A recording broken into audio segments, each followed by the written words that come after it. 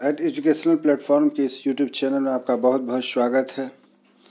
आज हम लोग ऐतिहासिक स्थलों के बारे में पढ़ने जा रहे हैं। यह जो आज का टॉपिक है यह सरकारी जॉब के करंट अफेयर्स का बहुत ही महत्वपूर्ण टॉपिक है। 2022-23 में की सभी परीक्षाओं में यह प्रश्न पूछे जाएंगे और आज जो हम लोग प्रैक्टिस करने जा रहे हैं, जिस पर हम लोग चर्चा करने जा रहे हैं, वह यूनेस्को ने किन स्थलों को दिसंबर 2022 में विश्व धरोहर स्थलों की अस्थायी सूची में शामिल किया, जिससे भारत में इनकी संख्या 52 हो गई। आपसे प्रश्न बनता है कि अभी भारत में विश्व धरोहर स्थलों की अस्थायी सूची में कितने हेरिटेज हैं, तो आपका प्रश्न बनेगा वह होगा 52। तो आज जो हम लोग पढ़ने जा रहे हैं इसमें प्रश्न इस प्रकार से हैं कि क्वेश्चन भी रहेंगे, मल्टीपल चॉइस आंसर भी रहेंगे और साथ ही साथ उसकी व्याख्या भी रहेगी। तो आप सभी विद्यार्थी, अभ्यर्थी, परीक्षार्थी से अनुरोध है कि अपने अपने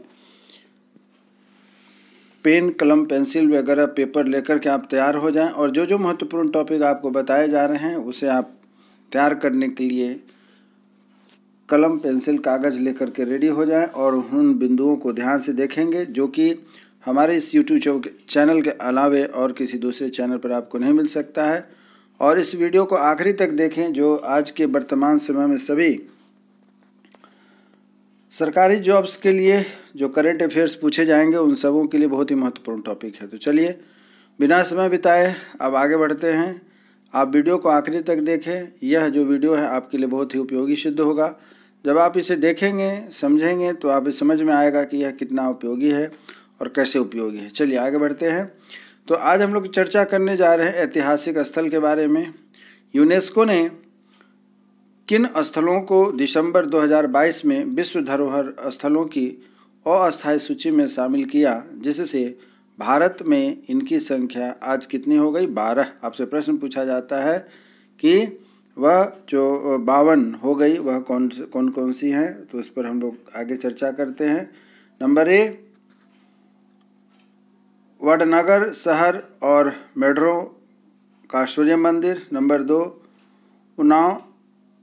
उनाकोटी की चट्टानों को काटकर बनाई गई मूर्ति, लोटस टेम्पल। और डी है ए और बी।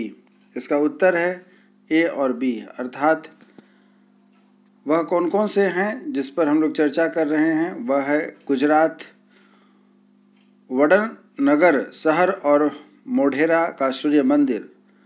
गुजरात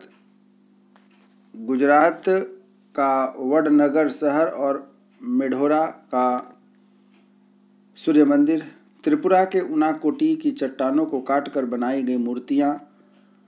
यूनेस्को ने दिसंबर 2022 में इन 3 स्थलों को, कितने स्थलों को? आपसे फिर प्रश्न बनेगा कि यूनेस्को ने दिसंबर 2022 को किन 3 स्थलों को विश्व धरोहर की अस्थायी सूची में शामिल कर दिया? तो वो यहाँ आप देख रहे हैं जो ऊपर अभी आपको बताया गया है। इसके साथ ही भारत के पास अब यूनेस्को की अस्थायी सूची में कुल 52 हो गए हैं हेरिटेज संख्याएं। यूनेस्को की अस्थायी सूची क्या है? देखिए बहुत अच्छा प्रश्न है। कई बार यह प्रश्न पूछा जाता है कि यूनेस्को की अस्थायी सूची क्या है। यूनेस्को की अस्थायी सूची उन स्थलों की सूची है जिन पर प्रत्येक पक्षकार नामांकन के लिए विचार करना चाहती है। प्रत्येक पक्षकार नामांकन के लिए विचार करना चाहती है। इसमें नामांकन हो जाने के बाद इसे विश्व विरासत अर्थात वर्ल्ड हेरिटेज सेंटर को भेज दिया जाता है। भारत में अब अस्थायी सूची में 52 स्थल को रखे गए हैं, 52 स्थलों को रखा गया है। जैसा कि मैंने आपसे पूछा था कि प्रश्न आपसे पूछा जाएगा कि वह कौन से स्थल हैं, तो ऊपर में आपको 3 बताए गए और आज के समय में टोटल अस्थायी जो इसके हेरिटेज हैं उनकी संख्या 52 हो गई है। अगर बात अस्थायी सूची की हो तो इसकी संख्या 40 है। यह भी बहुत महत्वपूर्ण प्रश्न उठता है कि अस्थायी स्थल कौन से हैं और अस्थायी स्थल कौन से हैं। तो अस्थायी स्थल में 52 हैं और अस्थायी में हो गए 40। इसको ध्यान रखना है। गुजरात का वडनगर शहर क्या है?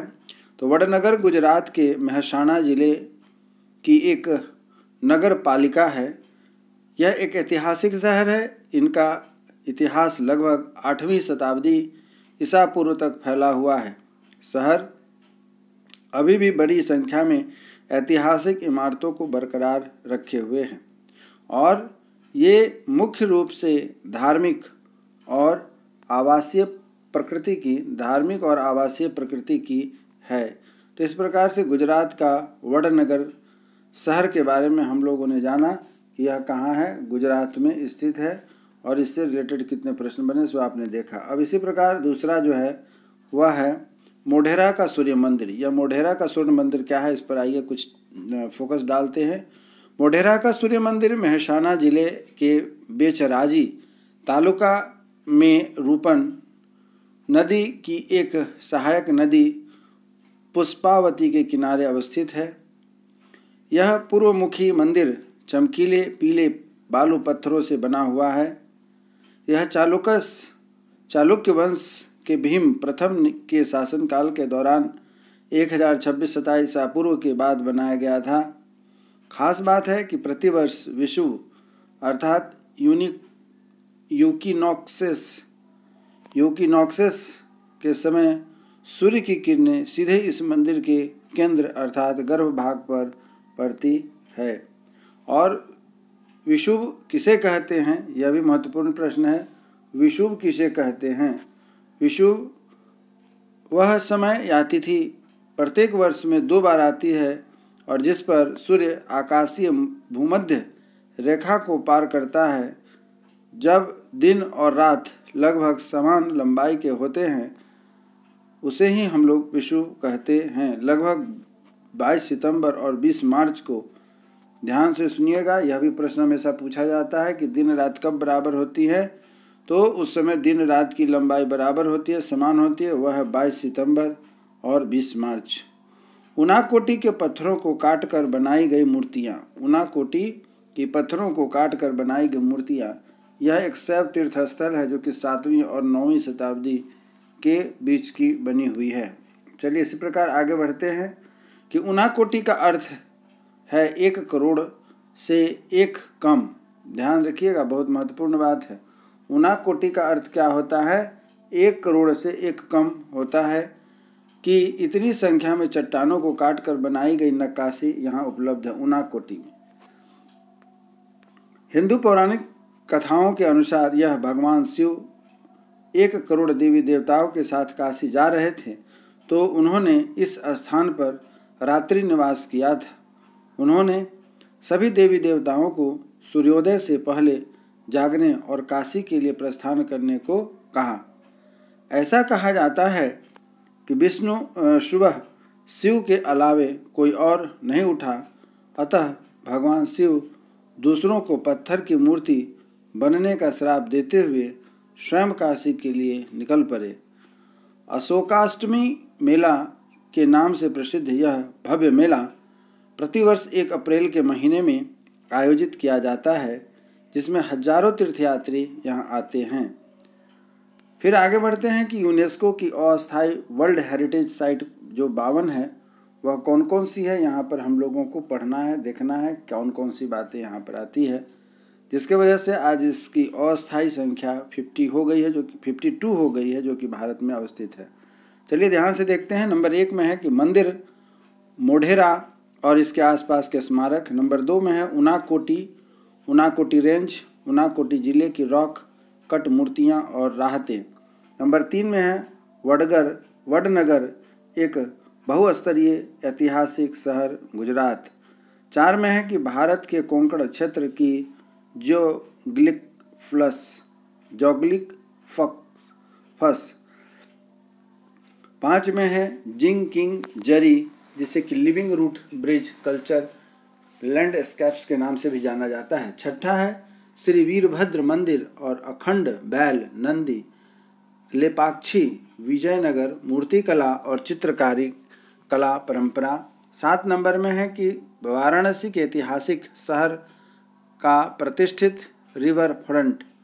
8 नंबर में है कांचीपुरम के मंदिर। 9 में है बैकल मेगालिथिक साइट। 10 में है नर्मदा घाटी में भेरा घाट, लमेटा घाट। 11 नंबर में है सतपुरा टाइगर रिजर्व। 12 नंबर में है महाराष्ट्र में मराठा सैन्य वास्तुकला का क्रमिक नामांकन। 13 में है ओरछा की ऐतिहासिक धरोहर। 14 में है गारो हिल्स संरक्षण क्षेत्र, GHCA भी कहा जाता है। 15 में कैबूल लाम जाओ संरक्षण क्षेत्र। 16 में है शीत रेगिस्तान सांस्कृतिक परिदृश्य भारत। 17 में है कि उत्तरापथ बादशाही शहर, सरके आजम, ग्रैंड ट्रंक रोड के साथ साइटें। 18 में है मंदिर वास्तुकला का विकास, ऐहोल बादामी पट्टवकल। 19 में है डेक्कन सल्तनत के स्मारक और किले। 20 में है सेलुलर जेल, अंडमान द्वीप समूह। 21 में है भारत की प्रतिष्ठित सारी बुनाई समूह। 22 में है आपातानी सांस्कृतिक परिदृश्य। 21 में है श्रीरंगनाथ स्वामी मंदिर श्रीरंगम। 24 में है श्रीरंगपटना द्वीप टाउन के स्मारक। 25 में है चिल्का झील। 26 में है पद्मनाभपुरम पैलेस। 27 में है होयसला का पवित्र पहनावा। 28 में है सत्याग्रह के स्थल, भारत का अहिंसक स्वतंत्रता आंदोलन। 29 में है थैम्बेंग फर्टिलाइजर विलेज। 30 में है नारकोंड द्वीप। 31 में है मोई टम्स ओहम राजवंश की टीला दफन प्रणाली। 32 में है एकम क्षेत्रम मंदिरों का शहर भुवनेश्वर। और 33 में है बुर्ज होम की नौपाषाण बस्ती। 34 में है हड़प्पा पोर्ट टाउन लोथल के पुरातात्विक अवशेष। 35 में है माउंट रेलवे ऑफ इंडिया। 36 में है चेट्टीनाह तमिलनाडु व्यापारिक ग्राम गृह। 37 में है नई दिल्ली में बहाई पूजा घर। 38 में है दिल्ली एक विरासत शहर। 39 में है कश्मीर में मुगल गार्डन। 40 में है हैदराबाद गोलकोंडा किले के जो स्मारक हैं वो हैं। 41 में है कि भारत में सिल्क रोड साइट्स। 42 में है शांति निकेतन। 43 में है न्योरा घाटी राष्ट्रीय उद्यान। 44 में है डेजर्ट नेशनल पार्क। 45 में है नमदाफा राष्ट्रीय उद्यान। 46 में है जंगली गधा अभयारण्य कच्छ का छोटा रन। 47 में है असम में ब्रह्मपुत्र नदी के बीच माजुली नदी का द्वीप। 48 में है श्री हरिमंदिर साहब अमृतसर पंजाब। 49 में है विष्णुपुर पश्चिम बंगाल के मंदिर। 50 में है mutton cherry palace Ernakulam Kerala. 51 में है मांडू मध्य प्रदेश में स्मारकों का समूह। 52 में है प्राचीन बौद्ध स्थल सारनाथ वाराणसी उत्तर प्रदेश। ये थे अस्थायी हेरिटेज 52 की संख्या में। अब हम लोग जो पढ़ने जा रहे हैं वह है यूनेस्को वर्ल्ड हेरिटेज साइट। ये जो हैं अस्थायी हैं। ये क्या हैं? ये अस्थायी हैं जो कि भारत में विश्व हेरिटेज के रूप में जाना जाता है। नंबर 1 है आगरा का किला। नंबर 2 है अजंता की गुफा। नंबर 3 में एलोरा की गुफा। 4 में ताजमहल। 5 महाबलीपुरम के स्मारकों का समूह। 6 में है सूर्य मंदिर कोणार्क। 7 कांजीरंगा राष्ट्रीय उद्यान। 8 केवलादेव राष्ट्रीय उद्यान। 9 मानस वन्य जीव अभयारण्य। 10 गोवा के चर्च और कॉन्वेंट। 11 फतेहपुर सीकरी। 12 में हम्पी के स्मारकों का समूह। 13 में है खजुराहो स्मारक का समूह। 14 में है एलिफेंटा गुफा। 15 में है ग्रेट लिविंग चोल मंदिर 13। 16 में है पट्टडकल के स्मारकों का समूह। 17 में है सुंदरवन राष्ट्रीय उद्यान। 18 नंदा देवी और फूलों की घाटी राष्ट्रीय उद्यान। 19 सांची के बौद्ध स्मारक, 20 हुमायूं का मकबरा दिल्ली, 21 कुतुब मीनार और उसके स्मारक दिल्ली, 22 भारत के पर्वतीय रेलवे, 23 बोधगया में महाबोधि मंदिर परिसर, 24 में है भीम बेटका और रॉक शेल्टर, 25 चंपानेर पावागढ़ पुरातत्व पार्क, 26 छत्रपति शिवाजी टर्मिनल्स पूर्व में विक्टोरिया टर्मिनल, 27 लाल किला परिसर, 28 जंतर मंतर जयपुर, 29 पश्चिमी घाट, 30 राजस्थान की पहाड़ी किले, 31 great Himalayan national park conservation area, 32 Patan Gujarat में रानी की वाव रानी की बावरी, 33 नालंदा बिहार में नालंदा महाविहार का पुरातत्व स्थल, 34 में है खंगचेद जोंगा राष्ट्रीय उद्यान, 39 में है ले कोर्जुनिये वास्तुशिल्प कार्य आधुनिक आंदोलन में एक उत्कृष्ट योगदान, 36 में है अहमदाबाद का एक ऐतिहासिक शहर, 37 में है मुंबई के विक्टोरियन गॉथिक और आर्ट डेको असेंबल, 38 में है जयपुर शहर राजस्थान, 39 में है धोलावीरा एक हड़प्पा शहर और 40 में है काकातीय रुद्रेश्वर रामप्पा नदी तेलंगाना। अब अगला प्रश्न यहाँ बनता है कि बिरसा मुंडा के गांव का नाम बताएं जहां जनजातीय गौरव दिवस पर राष्ट्रपति द्रौपदी मुर्मू पहुंची थी। ए ऑप्शन में है बेरमो, बी में है उलीहातू, 3 में है गिद्धौर और सी में है सरत। इसका सही उत्तर होता है उलीहातू। उलीहाती गांव झारखंड के खूंटी जिले में स्थित है। राष्ट्रपति द्रौपदी मुर्मू ने यहाँ भगवान बिरसा मुंडा की प्रतिमा को माला पहनाई। द्रौपदी मुर्मू जनजातीय समुदाय से संबंध रखती है। उनका जन्म संथाल जनजाति में हुआ था। वह जनजातीय समुदाय से भारत की राष्ट्रपति बनने वाली पहली व्यक्ति है। आपका प्रश्न यहाँ बनता है कि जनजातीय से बनने वाली पहली व्यक्ति कौन है, तो वह है आपकी हमारे देश की राष्ट्रपति द्रौपदी मुर्मू। इसी प्रकार आगे बढ़ते हैं। बिरसा मुंडा के बारे में कुछ और आपको जानकारी मिलती है। जैसा कि मैंने शुरू में ही बताया कि हमारे जितने भी प्रश्न हैं उस पर आधारित जितने करेंट अफेयर्स या यूँ कहें कि उससे आधारित जितने भी जीके बन सकते हैं, सामान्य ज्ञान पर आधारित बन सकते हैं, उन सबों के बारे में आपको यहाँ पर जानकारी दी जाती है। बिरसा मुंडा का जन्म 15 नवंबर 1875 को उलीहातू गांव झारखंड में हुआ था। मुंडा का जनजातीय समूह है। मुंडा एक जनजातीय समूह है। वर्ष 1894 में बिरसा मुंडा ने सभी मुंडाओं को इकट्ठा करके अंग्रेजों से लगान माफ़ी के लिए आंदोलन किया। वर्ष 1895 में ब्रिटिश सरकार ने बिरसा मुंडा को ब्रिटिश सरकार के खिलाफ काम करने के आरोप में गिरफ्तार कर लिया। उन्हें 2 साल की सज़ा दी गई। लोगों के लिए समर्पण देख आदिवासी इलाके के लोग उन्हें धरती आबा के नाम से पुकारने लगे। कई बार आपकी परीक्षा में यह प्रश्न पूछा जाता है कि धरती आबा के नाम से किसे जाना जाता है, तो धरती आबा के नाम से बिरसा मुंडा को जाना जाता है। वर्ष 1897 से 1900 के बीच मुंडा और अंग्रेज सिपाहियों के बीच युद्ध होते रहे। बिरसा और उनके चाहने वाले लोगों ने अंग्रेज़ों की नाक में दम कर रखा था। अगस्त 1897 में बिरसा और उनके 400 सिपाहियों ने तीर कमान के साथ खूंटी थाने पर धावा बोल दिया। वर्ष 1998 में तांगा नदी के किनारे मुंडाओं की भिड़ंत अंग्रेज़ों से हुई, जिसमें पहले तो अंग्रेजी सेना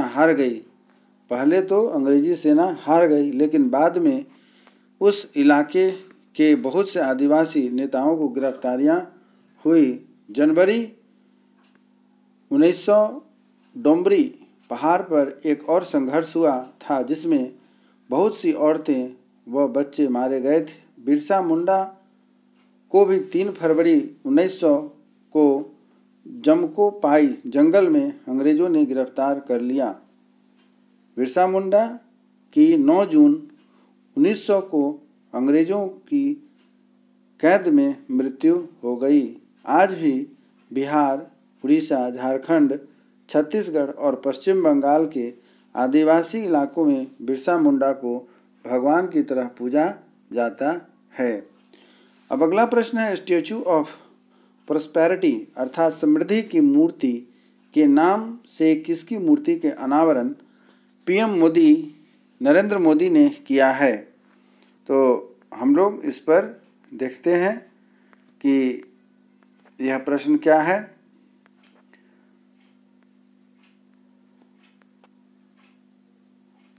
यह प्रश्न है नंबर 1। इसका सही उत्तर होता है जो कि ए में पड़ता है, वह उत्तर यहाँ स्पष्ट नहीं हो पा रहा है। ऑप्शन ए है श्री नाद प्रभु कैंपेगौड़ा। दूसरा था भगवान महावीर। तीसरा है वैष्णवत रामानुज और फोर्थ डी है सरदार वल्लभ भाई पटेल। तो इसका सही उत्तर होगा जो आपने ऊपर अभी प्रश्न पढ़ा है, वह है श्री नाद प्रभु कैंपेगौड़ा साहब। प्रधानमंत्री ने श्री नाद प्रभु कैंपेगौड़ा की 108 फीट ऊंची कांस्य मूर्ति का अनावरण कहाँ किया है? तो पहला ऑप्शन है बेंगलुरु, बी है पटना, सी है प्रयागराज और डी है बरेली। तो इसका सही उत्तर होगा बेंगलुरु। यह प्रतिमा बेंगलुरु के विकास में इस शहर के संस्थापक नाद प्रभु कैंपेगौड़ा के योगदान को याद करने के उद्देश्य से बनाई गई है। अर्थात बेंगलुरु शहर जो बसा है वह नाद प्रभु कैंपेगौड़ा के योगदान को याद करने के उद्देश्य से बनाया गया है। इस प्रतिमा के निर्माण में 98 टन कांस्य और 120 टन स्टील का उपयोग किया गया है। आगे बढ़ते हैं। किसने स्टैचू को तैयार करवाया? तो स्टैचू ऑफ प्रॉस्पेरिटी को मूर्तिकार और पद्म भूषण ने सम्मानित राम सुतार ने तैयार किया है। किसने किया है? तो पद्म भूषण से सम्मानित राम सुतार ने तैयार किया है। अगला प्रश्न इससे रिलेटेड बात है कि सुतार ने गुजरात में स्टैचू ऑफ यूनिटी और बेंगलोर के विधान सौध में महात्मा गांधी के स्टैचू का भी बनवाया था। इन्होंने ही यह दोनों मूर्तियों को स्टैचू को बनवाया है। इस स्टैचू ऑफ प्रॉस्पेरिटी नाम क्यों दिया गया है? कैंपेगौड़ा ने 16वीं शताब्दी में बेंगलुरु के संस्थापक के रूप में भी जाना जाता है। उन्होंने शहर में पीने की पानी की आवश्यकता को पूरा करने के लिए और कृषि आवश्यकताओं के लिए लगभग 1000 झीलों को विकसित करवाया था। कैंपेगौड़ा एक महान दूरदर्शी थे, इसलिए यह राज्य सरकार ने मूर्ति को स्टैच्यू ऑफ प्रॉस्पेरिटी समृद्धि की मूर्ति का नाम दिया है। नाद प्रभु हीरिया कैंपेगौड़ा, जिन्हें कैंपेगौड़ा के नाम से भी जाना जाता है, विजयनगर साम्राज्य के अधीन एक शासक थे। अब नेक्स्ट प्रश्न बनता है कि उत्तर प्रदेश सरकार ने वर्ष 2041 तक किस तीर्थ स्थल को कार्बन न्यूट्रल बनाने की योजना बनाई है? ये ऑप्शन वाराणसी, 2 है वृंदावन मथुरा, तीसरा है प्रयागराज और डी है आगरा। तो यहाँ हम लोग देखने जा रहे हैं यह भारत का पहला पर्यटन तीर्थ स्थल है जिसे कि कार्बन न्यूट्रल बनाने की योजना बनाई गई है। मथुरा वृंदावन में हर वर्ष लगभग 2.3 करोड़ पर्यटन आते हैं। अब यहाँ प्रश्न आपका यह बनता है कि वह कौन सी यह पहला पर्यटन तीर्थ स्थल है जिसे कार्बन न्यूट्रल बनाने की योजना बनाई गई है।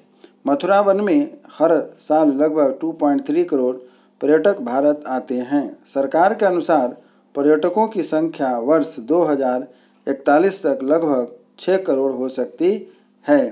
पर्यटकों की वृद्धि के कारण कार्बन उत्सर्जन में वृद्धि हो जाएगी। ध्यान देने की बात है कि पर्यटक अर्थात संख्या जब बढ़ेगी दर्शकों की, तो वहाँ पर कार्बन का उत्पादन बहुत अधिक हो जाएगा। तो वैसी स्थिति से निपटने के लिए सरकार ने वर्ष 2041 तक इस क्षेत्र को कार्बन न्यूट्रल बनाने की योजना बनाई है। कार्बन न्यूट्रल क्या है? तो कार्बन न्यूट्रल का अर्थ होता है वातावरण से कार्बन डाइऑक्साइड की उतनी मात्रा को अलग अलग तरीकों से हटाने से जितनी मात्रा में कार्बन डाइऑक्साइड का उत्सर्जन हो रहा है। तो अभ्यर्थियों, परीक्षार्थियों, विद्यार्थियों, जो आप सभी विद्यार्थी सेंट्रल गवर्नमेंट या स्टेट गवर्नमेंट के सरकारी नौकरियों की तैयारी कर रहे हैं, उनके लिए यह करंट अफेयर्स का ऐतिहासिक स्थल पर आधारित प्रश्न था। इस पर आधारित और भी कुछ प्रश्न अगले एपिसोड में, अगले भाग में मैं लेकर आपके साथ उपस्थित रहूँगा। मैं उम्मीद करता हूँ कि यह जो वीडियो आज आपने देखा वह सभी परीक्षाओं में आपके लिए करंट अफेयर्स तथा जीके के प्रश्न के रूप में काफ़ी उपयोगी सिद्ध होगा। और ऐसा आप अन्य किसी दूसरे चैनल पर इस तरीके के GK as well as MCQ notes को नहीं पा सकते हैं। तो मैं उम्मीद करता हूं कि हमारा यह वीडियो आपको पसंद आया होगा और आपके लिए काफ़ी उपयोगी, कारगर सिद्ध होगा। फिर हम अगले एपिसोड में अगले वीडियो में आपके साथ फिर नए कुछ विशेष टॉपिक के साथ होऊंगा जो आपके लिए परीक्षा के लिए बहुत ही उपयोगी होगा। तब तक के लिए जय हिंद, जय भारत।